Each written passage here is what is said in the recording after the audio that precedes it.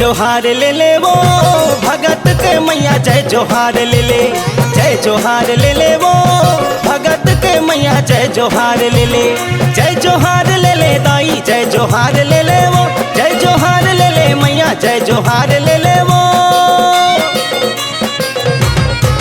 अर्जी गोहार ले ले वो भगत के अर्जी गोहार ले ले, जय जोहार ले ले वो भगत के मैया जय जोहार ले ले।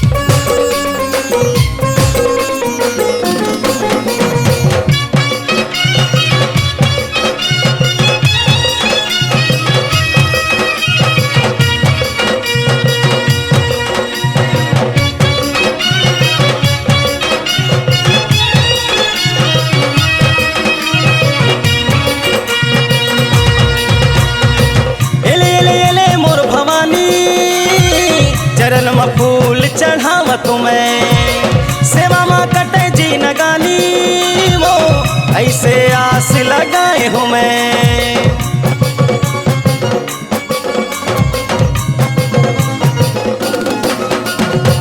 एले मोर भवानी चरण में फूल चढ़ाव तुम्हें सेवा में कटे जी नगानी वो ऐसे आस लगाए हूँ मैं, ऐसे आस लगाए हूँ मैं। पूजा स्वीकार कर ले वो भगत के पूजा स्वीकार कर ले, जय जोहार ले ले वो भगत के मैया जय जोहार ले ले, जय जोहार ले ले दाई जय जोहार ले ले वो, जय जोहार ले ले मैया जय जोहार ले ले वो। अर्जी गोहार ले ले वो भगत के अर्जी गोहार ले ले, जय जोहार ले ले वो भगत के मैया जय जोहार ले ले।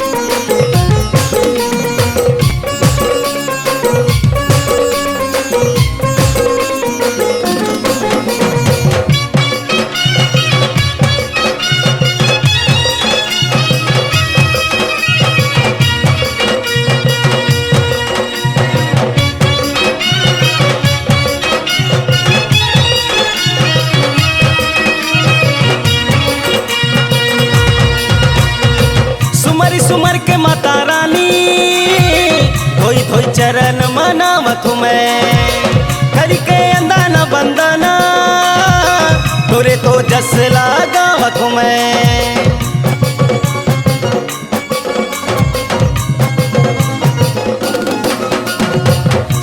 सुमर के माता रानी धोई धोई चरण मनावत मैं, करके अंदाना बंदना तोरे तो जस लगावत मैं, तोरे तो जस लगावत मैं।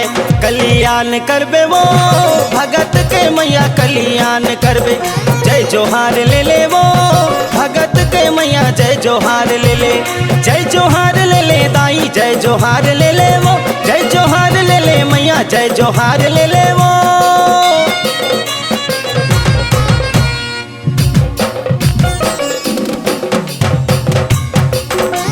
जोहार ले ले वो भगत के मैया जय जोहार ले ले, जय जोहार ले ले वो भगत के मैया जय जोहार ले ले। अर्जी गोहार ले ले वो भगत के मैया जय जोहार ले ले।